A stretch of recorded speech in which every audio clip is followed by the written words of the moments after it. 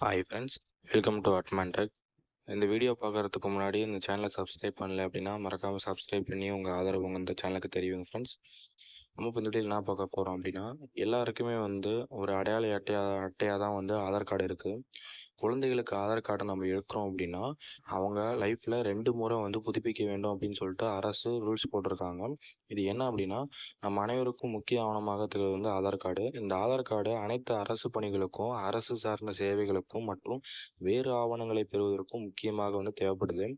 குழந்தைகளுக்கும் இந்த ஆதார் கார்டு தேவைப்படும் என்பதால் 2018ஆம் ஆண்டு அரசு 5 வயதுக்குட்பட்ட குழந்தைகளுக்கு பால் ஆதார் கார்டை வந்து அறிமுகப்படுத்தியது.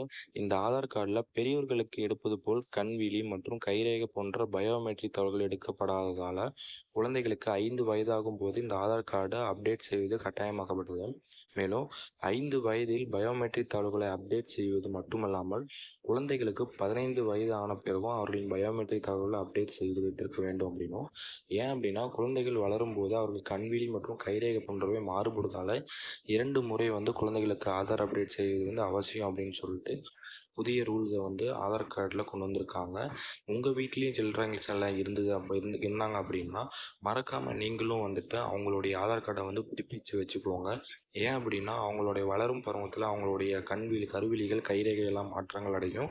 அதை திரும்பி அப்டேட் பண்ணி வைங்க.